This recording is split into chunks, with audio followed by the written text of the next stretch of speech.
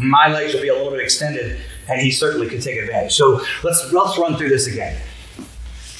So we have the heel. Okay, I have my shin to shin. I come back. I get the leg reaping scenario. Hey, there it is. I start to go on the heel hook, and I feel either I don't want to go on the heel or the knee gets slipped. Okay, so we immediately drop back to the heel with my palm of my hand. I should be cupping the heel. One of the most important things is that I take this knee and I open it. Okay, it becomes almost like a calf slicer per se. Okay, it's the same scenario, except he continues his back step here. Yep, bang. Now, for me to sit up, I need to extend his leg during that back step process so that his heel is down by my hip. My form is going to be engaged on his foot. And now once I do that, we can move our hip out to the center just a bit, and I can sit up. When you sit up, this leg is going to extend a little bit more, and now we go get the far heel. Once we have that far heel, we're ready to rock and roll. If I feel like I want to go in on the leg, we can easily transfer to the opposite leg. If you want heel hooks, as you guys grab the tendon of the leg, this is where we would want to grab the tendon and either the calf or the ankle. When we pull ourselves in, I would, as your hip comes in, I would lose this other leg and then just go into that reaping scenario rather quickly and make sure our forearms are getting lined up where we're on the foot there with a good amount of pressure. Or if you wish, this would be a fine time to switch into your reverse figure 4 to amplify the pressure of the foot lock. If I don't want to take my legs to the outside ever, then you need to invest in that reverse figure 4 as a submission, because it will increase the braking power even when your legs are on the inside rather than taking your legs to the outside. So key components are to make sure that you have that cup of the heel, to make sure the forearm is across the foot, to make sure that when you first do this, you open the knee like a calf slicer, and as they continue to rotate, keep it, but extend it. Move the foot to the hip. As you guys sit up, extend one more time, and it just gives you that a little bit of room to get you flat on your hip so that you're able to sit up with ease.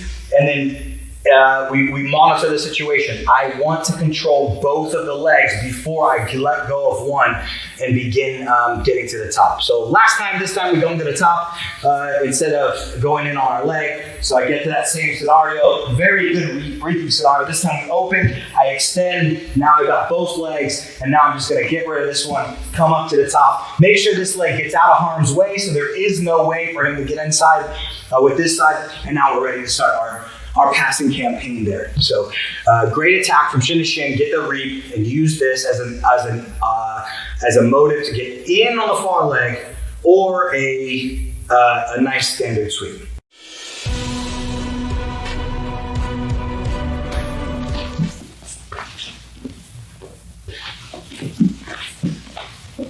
Okay, I'll take you right now through another attack that's a really good one, and you might prefer it versus the Yorimi Ashigarami position, especially if you're concerned with rules. If you cannot leg reap and you need something sticky, then this is shin to shin to the overwrap X guard is a fine situation to find yourself in. So let's look at how we can get there. Again, it's the exact same entry that we're shooting legs. So all of these, the techniques that have to do with getting underneath someone is that initial video that we went over for you, is just getting under, shooting the leg up the middle, and now we're ready to rock and roll. So I have my elbow deep, my knee still needs to come up the middle. This right hand should be ready to be grabbing. It's a good idea to have it ready to go. And then we shoot this guy through. Now, we have an overwrap.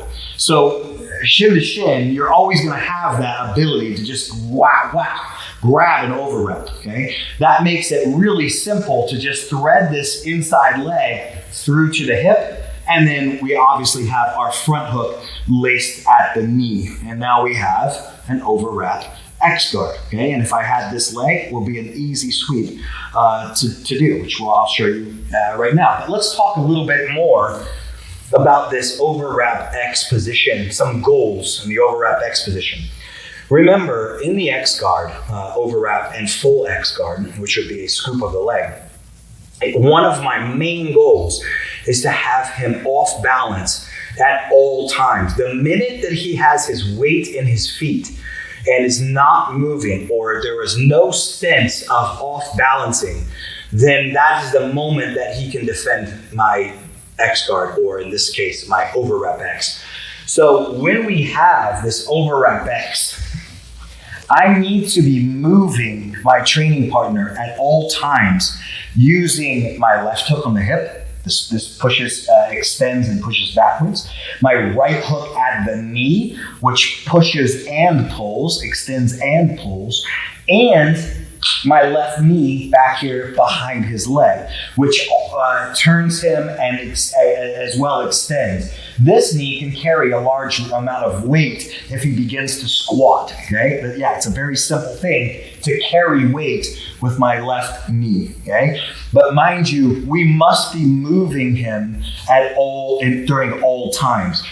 Your left foot, because of a very typical posture with no gi, which is very upright, I really like the left foot being around the hip.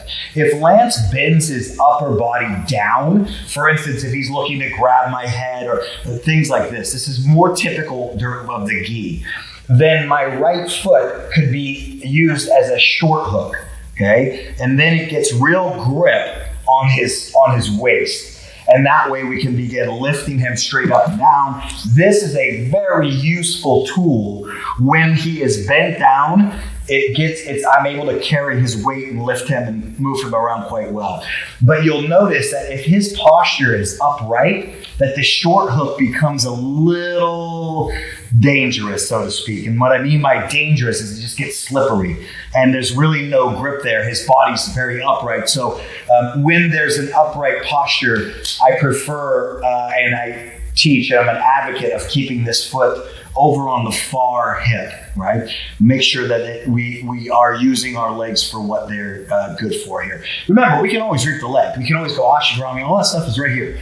Let's take a look at our first sweep that we can do from an overwrap X. That's fairly simple. Remember, I'm going to be moving him, and I'm going to be moving him from the minute I get underneath him. My right hand should, or